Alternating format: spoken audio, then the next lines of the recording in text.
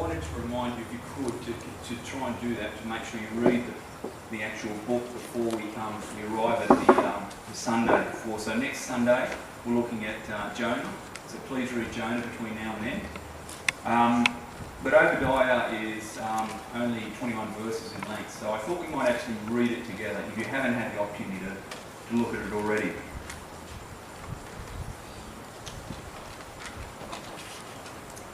So here's what we read.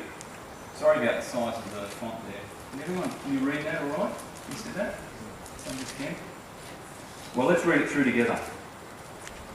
The vision of Obadiah. This is what the sovereign Lord says about Edom. We've heard a message from the Lord. An envoy was sent to the nations to say, "Rise, let us go against her for battle. See, I will make you small among the nations. You will be utterly despised. The pride of your heart has deceived you. You who live in the clefts of the rocks and make your home on the heights. You who say to yourself, who can bring me down to the ground? Though you soar like the eagle and make your nest among the stars, from there I will bring you down, declares the Lord. If thieves came to you, if robbers in the night, oh, what a disaster awaits you. Would they not steal only as much as they wanted? If grape pickers came to you, would they not leave a few grapes? But how Esau will be ransacked, his hidden treasures pillaged. All your allies will force you to the border. Your friends will deceive and overpower you. Those who eat your bread will set a trap for you, but you will not detect it. In that day, declares the Lord, will I not destroy the wise men of Edom, those who have understanding in the mountains of Esau? Your warriors, Teman, will be terrified, and everyone in Esau's mountains will be cut down in the slaughter. Because of the violence against your brother Jacob, you will be covered with shame. You will be destroyed forever. On the day you stood aloof while strangers carried off his wealth and foreigners entered his gates and cast lots for Jerusalem, you were like one of them.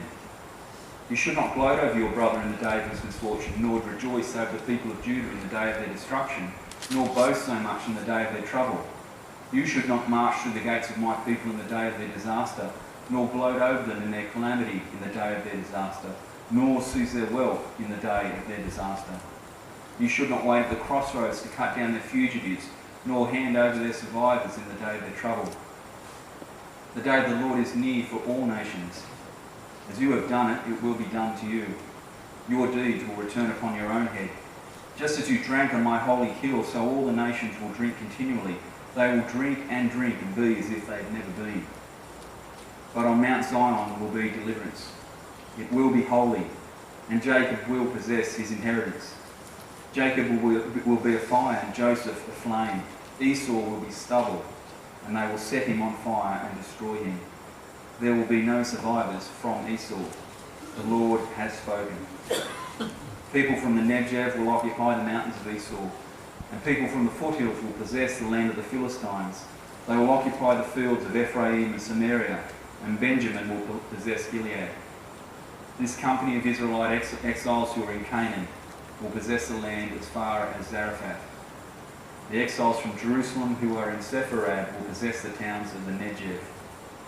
Deliverers will go up on Mount Zion to govern the mountains of Esau, and the kingdom will be the Lord's. So, just to get us started this morning, as we reflect on Obadiah and his message for us, we're just going to have a quick look at a number of images. Now, these are images of symbols. And if you could just shout out to me, what are some of the associations that these symbols arouse for you? What sort of associations do these various symbols have for you? So, the first one is... Yeah, so what is that image? What does that evoke? What sort of... Yuck. Right? Yeah. Fair call. Bad food. Anything else? Convenience, maybe? Enterprise. Enterprise, yeah. Okay. All right, next one. Keep the kids calm. The goals get taken. Oh, okay, I thought you were talking about this. Yeah. Okay. All right. I'm still thinking. Well, what does this one represent? What does this one arouse in you? What sort of associations does it have? Christians, yeah. Sorry, Bruce? The early faith. Early Christians, that was their secret. That's right. Yep. Anything else? cycle. Yeah. All right, the next one. Yeah, and what is it? What are some of the associations that has for you? When you see that there, what sort of feelings is it around? What sort of thoughts?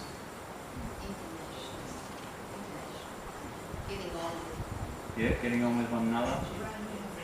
Friendship. The world trying to express things. Yep, yep. And your winner, yep, okay. What about this next one? That's, yeah, well, ostensibly it's peace. Someone actually told me once that represents a broken cross upside down, so possibly not that peaceful, but it's the anarchy symbol, isn't it? So, yeah. Does it have any associations for Peter?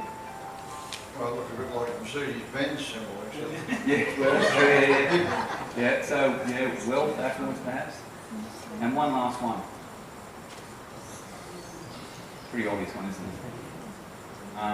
Again, a very rich symbol, and it evokes all sorts of stuff for us, doesn't it? All sorts of associations. There is a trinity this morning. 1, 2, 3. Oh, yeah. Thanks. Thanks, Rolf. That's good. Look, when we see these various images, these symbols, they sort of instinctively summon up certain associations for us, don't they? You know, you see this thing and without even trying, this stuff just comes to us. I think that one in particular is very powerful for us for obvious reasons. The associations we have, though, they may be good, certainly in that instance. They may be positive, but they may also be somewhat negative. You know, from McDonald's, for example, all sorts of negative stuff going on there. In exactly the same way, when the prophet Obadiah refers to Edom and to Esau, those two names are intimately linked, that aroused all sorts of key associations for them. When they saw that word, when they heard that word spoken, Edom, when they heard the name Esau, that would arouse all sorts of negative associations. Now, what do we know about this place? What do we know about the people? What do we know about Edom? And please don't say it's a type of cheese. Sorry? Descendants of Esau. Anything else that we know? They didn't let the children of Israel go through their territory. Yeah. Yeah, so there was a certain tension there already, wasn't there? Yeah. So it's, what Barbara was saying is absolutely key though. There's an intimate link between Esau and Edom. And we actually saw that in the passage that Ev read for us earlier from Genesis 25. Okay, we'll continue to think about that. You know the TV series Hornblower? Anyone saw that when it was back on? Andrew Ruth very generously gave Jen Maisie and I a collected edition of the DVD, so we know it very well. Earlier on in the piece, I don't know if you remember this, but earlier on in the piece we're introduced to a number of characters. One of whom is a good friend of Hornblower's named Archie. And there's another fellow who's more villainous, and his name is Jack Simpson. They were all midshipmen together on the first ship that Hornblower is assigned to. And Simpson basically persecutes all of his fellow midshipmen. He uses violence and threats. He abuses them in all sorts of different ways. And it actually apparently induces fitting in Archie, this other friend of Hornblower's. It's almost like a form of epilepsy. And at one point, Simpson is actually removed to another ship and he sort of disappears from the narrative for a while. But then sometime later, Hornblower and Archie and a number of other men are sort of fishing various sailors out of the water after a battle. And suddenly Simpson appears, literally out of the balloon. His face just appears. And all of a sudden, Archie starts having these fits again. Because of all of these negative associations, his sudden appearance arouses all of these old associations for Archie specifically. The old fear, the abuse, the tyranny. And he starts having these fits again. What I'm saying is that Esau, the figure chiefly associated with this people, with Edom, would have aroused something similar in the people of Obadiah's day. When they heard this word mentioned, that's the sort of response it would have triggered, it would have been a largely negative one. It would have aroused not only fear, not only a sense almost of enmity, of hatred, but positively of revulsion. The people of Edom were a repulsive people from the perspective of God's people, from the perspective of Israel. But they were, again, as I've said several times, they were intimately linked to Esau. They were his direct descendants. And now we know Esau, don't we, as this figure in Genesis. That's how chiefly we know about him. This burly, hairy outdoorsman, the twin brother of Jacob. And their story together, of course, Jacob and Esau's story is legend. How Jacob deceives Esau and their father, Isaac, so that Isaac confers his blessing upon Jacob instead of Esau. And Rebekah, the mother, of course, is complicit in all of that. We know all about this. But Esau, from a scriptural perspective, and this is something of Obadiah's point too, it's borne out in his prophecy. Esau is characterised above all by a particular decision that he makes. His character, the essential spirit, you might say, of the man, is defined by this particular choice that he makes. And we did read it, they've read it for us earlier in the service. But let's just look again at this choice that he makes from Genesis 25. Once, when Jacob was cooking some stew, Esau came in from the open country famished. He said to Jacob, "Quick, let me have some of that red stew, I'm famished." That is why he was also called Edom. Jacob replied, "First, sell me your birthright." "Look, I'm about to die," Esau said. "What good is the birthright to me?"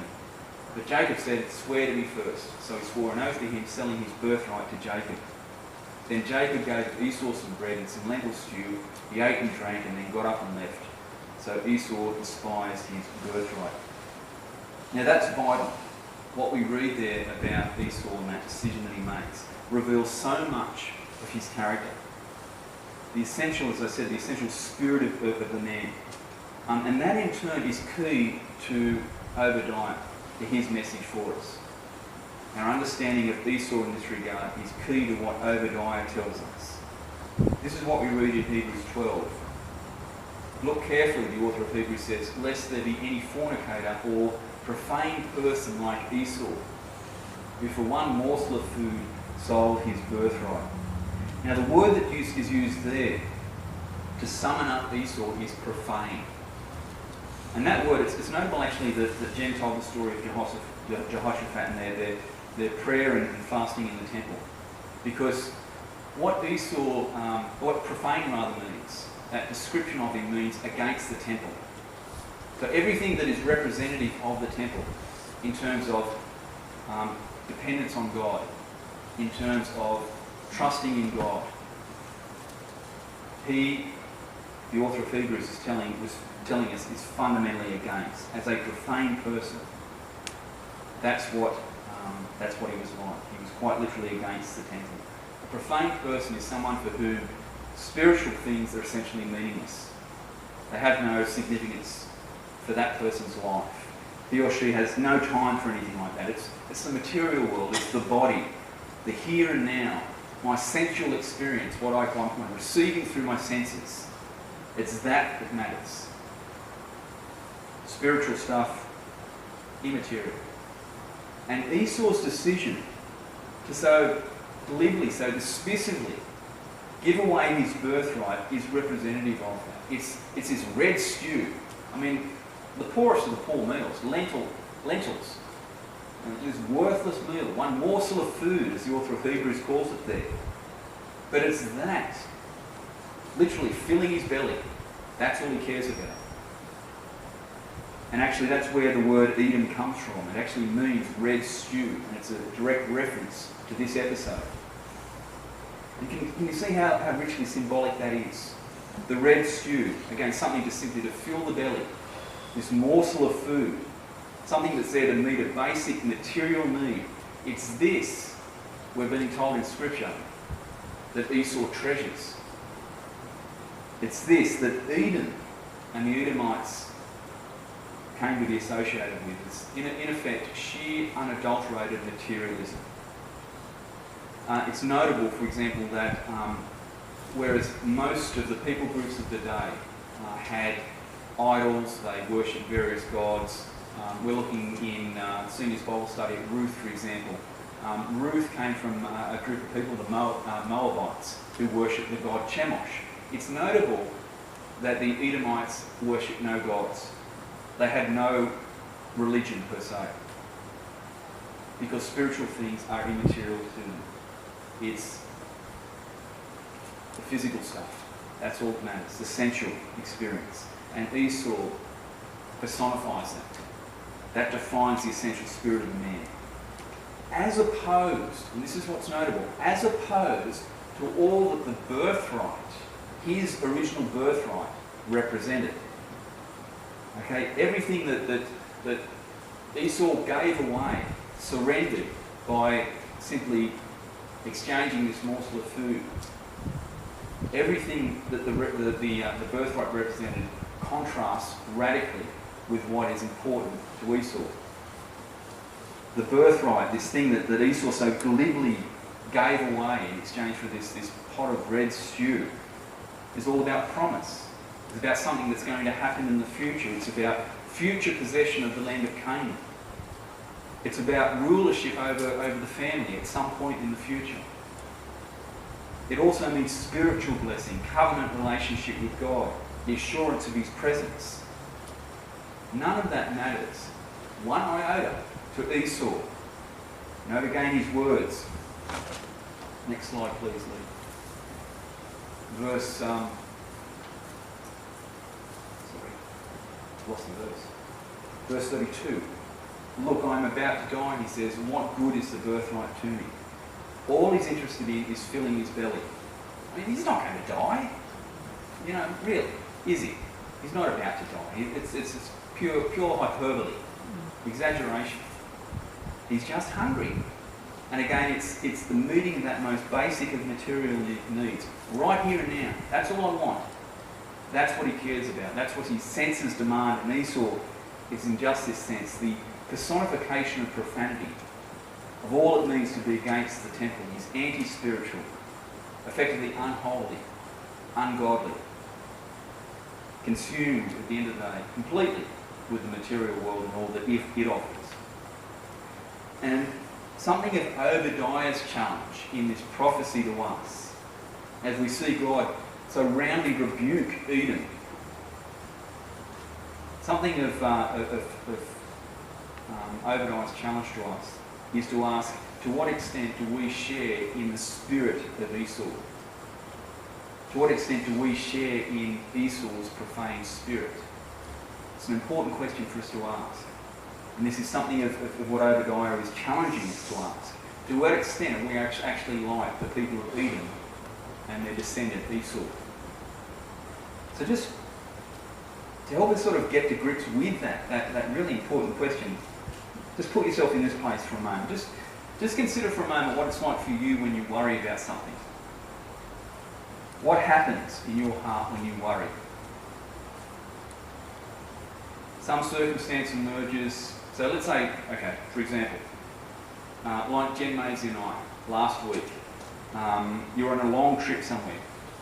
And as you're driving along, this is what we actually experienced too, you notice the occasional car broken down at the side of the road. And you suddenly think, as I actually did last week, you know, what if that was us? And then just as you're thinking that thought, this weird noise starts coming out of the motor. The temperature gauge suddenly skyrockets. And all of a sudden, that is you. Sitting at the side of the road, steam pouring out from under the bottom of the car. And you've got this awful sense, wow, this is going to cost a lot of money to get fixed. And it could mean staying somewhere, delaying this trip. This is going to mean a lot of trouble. Put yourself for a moment in that sort of emotional space, as painful as it may be. And consider, under those circumstances where you worry, you're fretting, you're stressed, what happens at just that point to your confidence in God? What happens before Him? What happens to your confidence in who He is?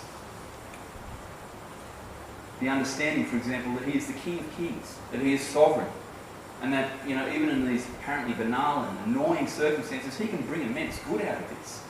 Are you trusting in that at just that point? Very few of us do.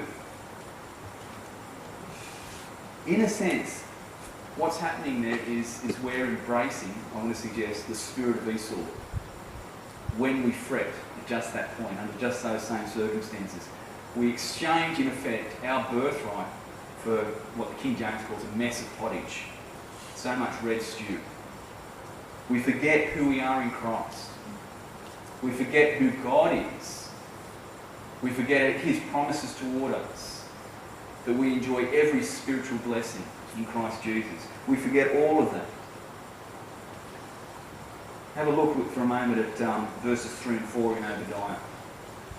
The pride of your heart has deceived you, you who live in the clefts of the rocks and make your home on the heights. You who say to yourself, who can bring me down to the ground? Though you soar like the eagle and make your nest among the stars, from there I will bring you down, declares the Lord. What are the Edomites trusting in there? Where does their confidence, their strength lie, their satisfaction?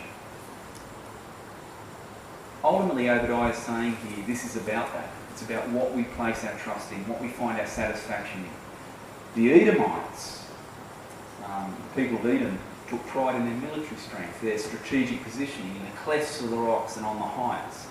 That's where their confidence lies. Who can bring me down to the ground, they say. They find satisfaction in knowing that. And yet note how dismissive God is of just that.